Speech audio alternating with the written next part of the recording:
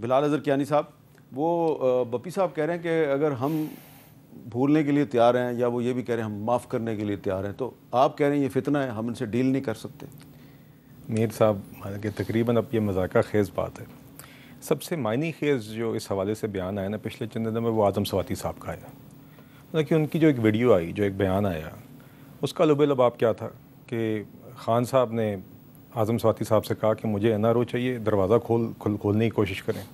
اعظم سواتی صاحب کہتے ہیں میں نے دروازہ کھولنے کی کوشش کی، دروازہ کھول نہ سکا. یہ 2022 کی بات وہ بتا رہے ہیں. جی دیکھیے، وہ تب بھی، مگر ابھی کیوں بیان دیا انہوں نے؟ ان کو کسی نے مطلب کہ وہ مل کے آئے، باہر آئے، اور ایک بھی دوسرا ان کا المیہ ان کی جماعت کا معاملہ ہے. مگر بہرحال ہم تو دیکھتے ہیں کہ جو بھی بندہ خان صاحب سے مل کے آتا ہے وہ آ کے کسی قومی ایشو پہ باہر آ کے خان صاحب کی بیان نہیں بتاتا، یا یہ نہیں کہتا کہ خیبر پختونخوا کی حکومت کی پرفارمنس کیسی ہے. وہ یہ کہتا ہے جی خان صاحب نے کہا فلانا پی ٹی آئی کا بڑا خراب ہے، انہوں نے کہا تم بڑے اچھے ہو اور فلانا بڑا خراب ہے. مگر دوسری بات یہ ہے کہ میر صاحب دیکھیے، ہم کہتے ہیں کہ آپ کی خیبر پختونخوا میں ایک حکومت ہے، آپ اس میں اپنا کردار ادا کریں. آپ یہاں پہ اپوزیشن ہیں، آپ یہاں پہ اپنا کردار ادا کریں، آپ کنسٹرکٹیو بات کریں، آپ تنقید بھی کریں، یہ بھی آپ کا حق ہے. مگر آپ آ کر یہاں پر کردار ادا کریں. جب آپ روزانہ عمر ایوب صاحب آ کے تقریر ہمیں سناتے تھے کہ ہمیں اس ایوان میں آ کے جواب دیے جائیں، ہمیں بتایا جائے کہ دہشت گردی کے اوپر بریفنگ دی جائے. جس دن سیکیورٹی بریفنگ ہوئی یہ لوگ بھاگ گئے. جو ان کی ذمہ داری بنتی تھی اس دن آنا کوئی احسان نہیں ہونا تھا، یہ ان کی ذمہ داری تھی. کہتے ہیں ہم مین اسٹریم جماعت ہیں، کہتے ہیں ہم قومی اسمبلی کے ممبران ہیں. ایک سیکیورٹی بریفنگ ہے جہاں پہ پرائم منسٹر بھی بیٹھے ہوئے ہیں، جہاں پہ آرمی چیف آئے، جہاں پہ ان کیمرہ گھنٹوں پر محیط ایک ڈسکشن کا موقع تھا، جہاں پہ آپ آ کے اپنی ذمہ داری نبھاتے اور اہم قومی گفتگو کے اندر اپنا آ کے کنٹریبیوشن کرتے، سوال بھی کرتے. آپ اس ذمہ داری سے بھاگے. باقی جہاں تک مذاکرات کی بات ہے، جتنی کوشش اس جماعت کے ساتھ کی گئی ہے پی ایم ایل این کی طرف سے اور جماعتوں کی طرف سے پچھلے سالوں میں، میرے خیال سے اس کی کوئی نظیر نہیں. ابھی آپ دیکھ لیجئے فلسطین کی آل پارٹیز کانفرنس دیکھیں، وہاں پہ نہ آنے کا بہانہ. سیکیورٹی بریفنگ دیکھیں، وہاں پر نہ آنے کا بہانہ. پھر مذاکرات کا ایک عمل شروع ہوا. لیکن آج تو انہوں نے فلسطین کی قرارداد کے حق میں ووٹ دیا ہے. نہیں دیکھیے، مناسب ہے، لیکن اگین یہ تو ایک نارمل بات ہونی چاہیے. آپ دا فیکٹ کہ آپ کو اس کو ہائی لائٹ کرنا پڑ رہا ہے، یہ بھی ایک عجیب بات ہے. اور آپ نے دیکھا مذاکرات کا بھی باقاعدہ ایک عمل شروع ہوا، اس میں سے بھی یہی اٹھے. پہلی 3 نشستیں لگی ان کو اپنی ڈیمانڈ پیش کرنے میں، اور چوتھی میں جواب سننے تک کی انہوں نے زحمت نہ کی. چوتھی نشست پہ آپ نے دیکھا ٹریجری والے بیٹھے رہے، ان کا انتظار کرتے رہے. تو تالی 2 ہاتھ سے بجتی ہے. بہرحال ہمیں کوئی آپ سے مذاکرات کی ضرورت نہیں ہے. ہم صرف یہ کہتے ہیں آپ خیبر پختونخوا کی حکومت پہ اپنی ذمہ داری نبھائیں اور قومی اسمبلی میں آ کے اپنی ذمہ داری نبھائیں. اچھا ندیم افضل چند صاحب، یہ جو اسحاق ڈار صاحب کا بیان ہے، کیا اس بیان کے بعد بلاول بھٹو زرداری صاحب کی وہ پیشکش قائم ہے جس میں انہوں نے کہا تھا کہ حکومت اور تحریک انصاف کے درمیان مذاکرات کے لیے وہ بھی کوئی کردار ادا کرنے کے لیے تیار ہیں؟ دیکھیں، پیپلز پارٹی کا ایک تو بڑا واضح موقف ہے، اور ان دونوں پارٹیوں سے، پی ٹی آئی سے اور نون لیگ سے ایک ریکویسٹ بھی ہے کہ اس مذہبی ٹچ سے نکلیں.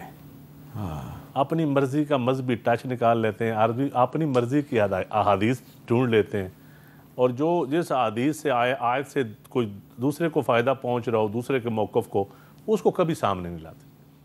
تو میں سمجھتا ہوں کہ سب سے ضروری جو ہے نا کوئی گورنمنٹ چلانے میں، تو وہ عدل ہے. اگر کوئی زیادہ ضروری پڑنا ہے تو مالک اشتر کو جو اس کا جو خط تھا نا، وہ خط جو وہ پڑھ لیں. اور میں سمجھتا ہوں کہ اس وقت عدل اگر دیکھا جائے تو اس ملک میں عدل ہے، اور مذاکرات، پیپلز پارٹی ہر صورت مذاکرات بالکل آج بھی ہماری آفر قائم ہے. جو بلاول صاحب نے جو کہا تھا، یہ ملک دیکھیں کبھی حکومت کا پلڑا بھاری ہوتا ہے، کبھی اپوزیشن کا پلڑا بھاری ہوتا ہے، بیانات دونوں طرف سے چینج ہوتے رہتے ہیں. میرے خیال پیپلز پارٹی یہی چاہتی ہے کہ یہ نظام چلتا رہے، یہ جمہوریت رولی لنگڑی بھی بہتری کی طرف ہم جائیں، ہماری گورننس ٹھیک ہو، تاکہ ہم کسی کو سپیس نہ دیں. آپ خود کہہ رہے ہیں لولی لنگڑی جمہوریت جو کہ چل نہیں سکتی، تو وہ بہتری کی طرف کیسے جائے گی؟ دیکھیں، یہ تو کوئی کہے کہ آئیڈیل جمہوریت ہے تو میں تو بالکل نہیں کہوں گا. ٹھیک ہے، لیکن اسی نظام کو ہم نے چلانا ہے.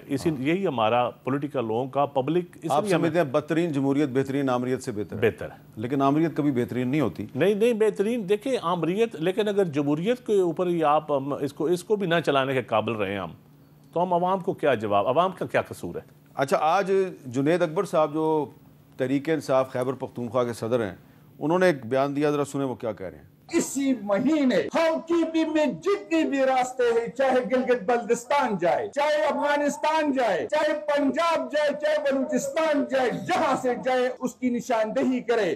روڈ بند ہوگا، کوئی نہیں جائے گا نہ آئے گا. آج سے فیصلہ کرے انشاءاللہ تعالی بہت جلد، کیونکہ ہمیں جو بچیوں کے پیچھے لگا رہے.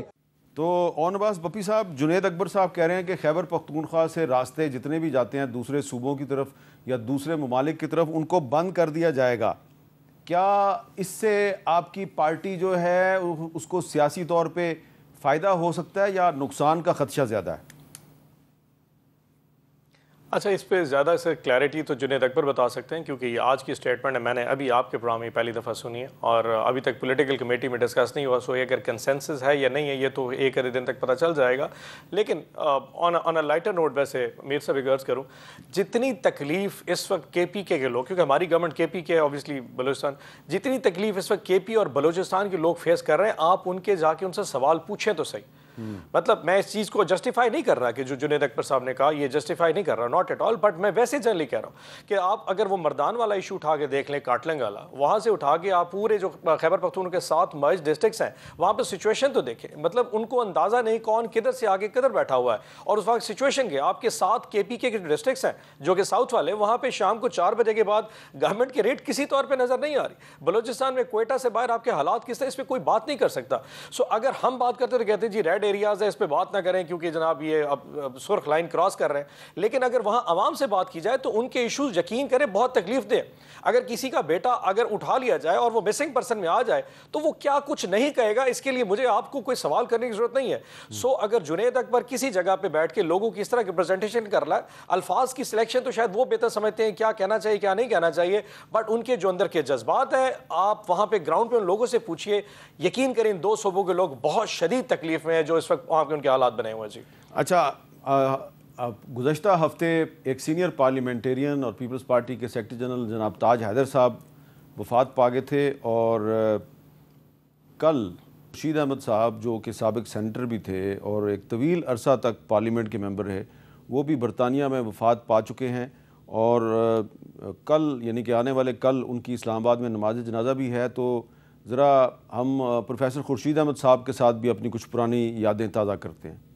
مسئلہ یہ ہے کہ اس دستور کا ایک نظام ہے، صدارت کے لیے بھی، پارلیمنٹ کے لیے بھی، اور دستور کی اطاعت اور ایڈیرنس کا بھی. اس وقت اس دستور کو ارریلیونٹ بنا دیا گیا ہے. پاکستان ایک ملک ہے، تمام قومیتیں جو یہاں ہیں ان کی حیثیت ایک خاندان کے افراد کی سی. اس میں کوئی نو گو ایریا نہیں. دہشت گردی ایک مسئلہ ہے، اس کا حل اپنے طریقے سے ہونا چاہیے. نظام انصاف اپنی صحیح بنیادوں پر قائم ہو، اس لیے کہ جس ملک میں انصاف کے امکان موجود ہے وہاں پر پھر ہر طرف ترقی بھی ہوتی ہے، ہر شخص کوشش کرتا ہے اور اسے اندازہ ہوتا ہے کہ اگر میرے ساتھ کوئی ظلم ہوا تو کہیں میں زیادہ اس کی. اللہ تعالیٰ پروفیسر خورشید احمد صاحب کی مغفرت فرمائے. ہم سب نے ایک دن اس دنیا سے چلے جانا ہے. جب ہم چلے جائیں گے تو ہمارے پیچھے ہمارے اچھے اعمال اور اچھے الفاظ ہی ہمیں آپ کی اچھی یادوں میں زندہ رکھ سکتے ہیں. برے اعمال اور برے الفاظ سے لوگ آپ کو اچھے الفاظ میں یاد نہیں کریں گے.